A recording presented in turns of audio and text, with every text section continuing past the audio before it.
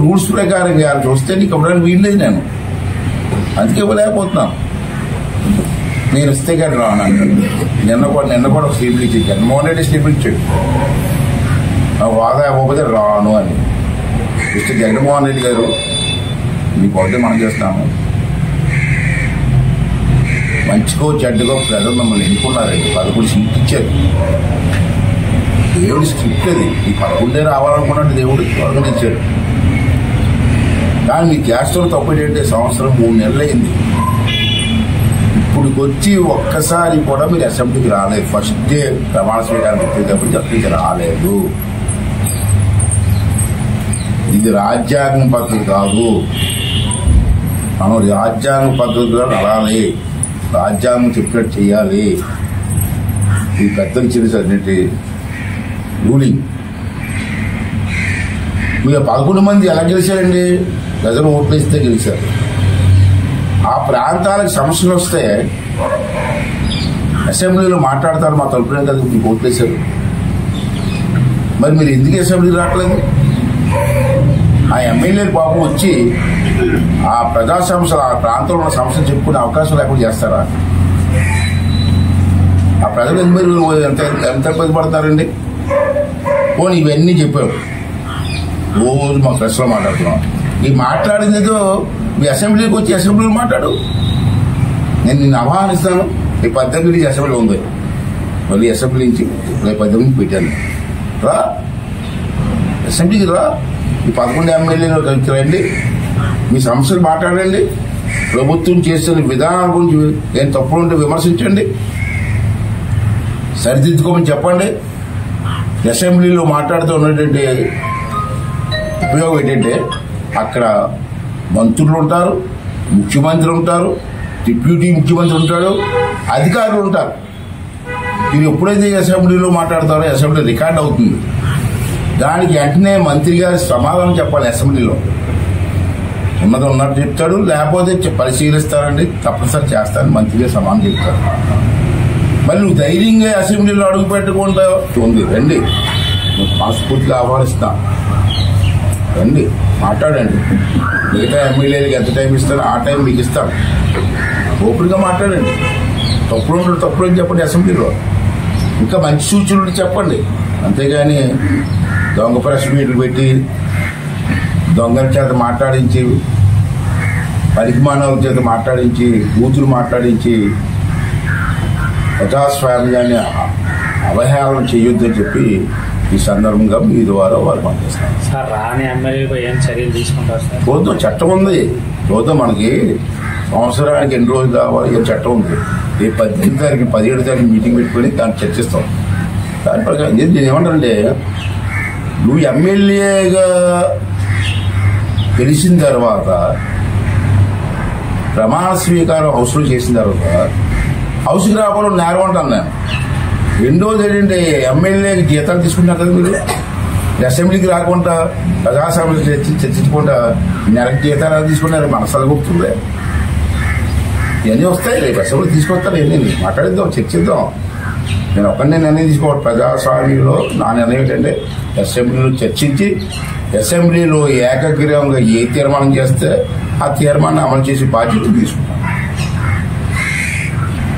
ఏదో మాంత్రికుడు మంత్రదండో తిప్పేస్తే డెవలప్ అవుతుంది. పిల్లలు చూశారు. ఏం మాట్లాడతారు మీరు? ఈ నాయకుడికి మాట్లాడే అర్హత ఉందా? ఆ రోజున ఏమన్నారు? మెజార్టీ ఎంపీలు ఇవ్వండి, మాకు కేంద్రం మెడలో ఉంచేసి ప్రత్యేక హోదా తీసుకొస్తాను. అది అబద్ధం కదా. మరి ఏం మాట్లాడతావు?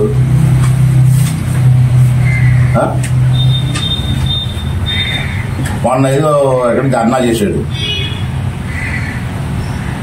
చేసి గిట్టుబాటు దారి కూడా అంటాడు. నువ్వు మరి గిట్టుబాటు దారి ఇచ్చావా? మామిడికాయలు గిట్టుబాటు ధర లేదంటాడు. భారతదేశంలో ఏ రాష్ట్రంలో లేనటువంటి గిట్టుబాటు ధర ఆంధ్ర రాష్ట్రంలో ఇచ్చావు. మనం చూసుకో, రికార్డు చూసుకో, ఈ ఛానల్ తెప్పించుకో.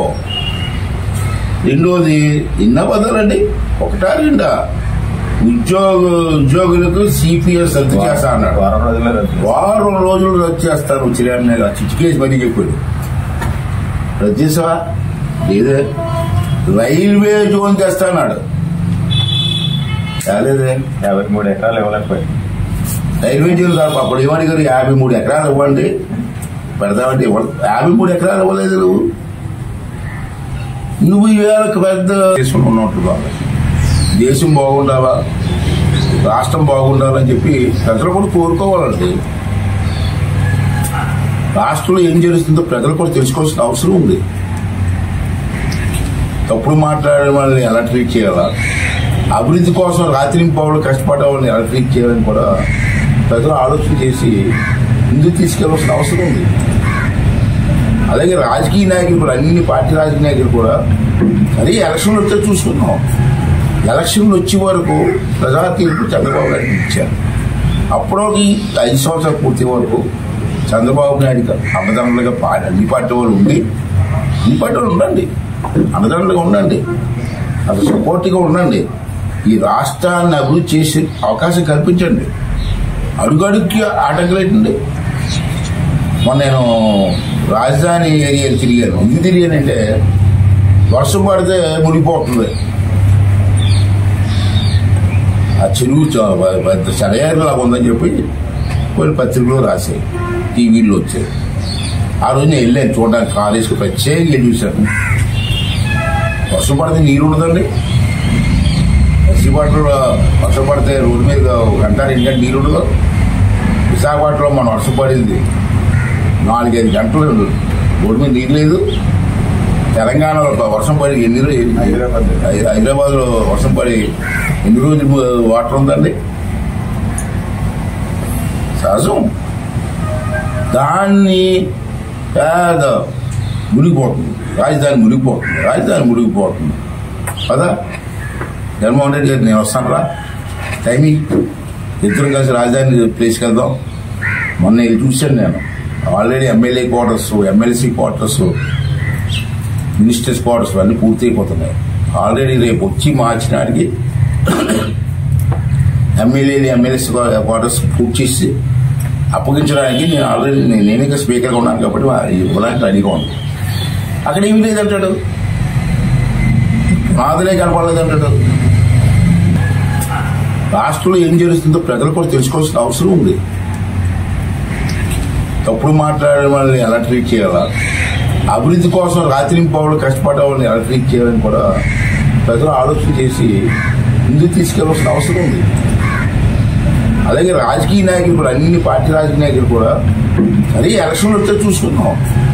ఎలక్షన్లు వచ్చే వరకు ప్రజా తీర్పు చంద్రబాబు నాయుడు ఇచ్చారు. అప్పుడోకి 5 సంవత్సరాలు పూర్తి వరకు చంద్రబాబు నాయుడు అన్నదండలుగా అన్ని పార్టీ వాళ్ళు ఉండి, అన్ని పార్టీ వాళ్ళు ఉండండి, అన్నదండలుగా ఉండండి, అసలు సపోర్ట్గా ఉండండి.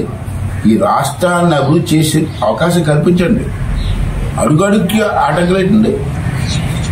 మొన్న నేను రాజధాని ఏరియాలు తిరిగాను. ఎందుకు తిరిగానంటే వర్షం పడితే మునిగిపోతుంది.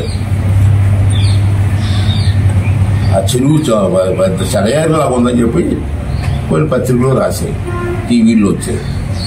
ఆ రోజు నేను వెళ్ళాను చూడడానికి, కాలేజ్కి ప్రత్యేకంగా చూశాను. వర్షం పడితే నీరు ఉండదండి. విశాఖపట్నంలో వర్షం పడితే రోడ్డు మీద 1 గంట 2 గంటలు నీరు ఉండదు. విశాఖపట్నంలో మనం వర్షం పడింది 4-5 గంటలు రోడ్డు మీద నీరు లేదు. తెలంగాణలో వర్షం పడి హైదరాబాద్లో వర్షం పడి ఎన్ని రోజులు వాటర్ ఉందండి. సహజం. దాన్ని పేద మునిగిపోతుంది. రాజధాని మునిగిపోతుంది కదా. జగన్మోహన్ రెడ్డి గారు నేను వస్తాను రా, టైమింగ్ ఇద్దరం కలిసి రాజధాని ప్లేస్కి వెళ్దాం. మొన్న ఇది చూశాను నేను. Already MLA quarters, MLC quarters, ministers quarters అన్నీ పూర్తి అయిపోతున్నాయి.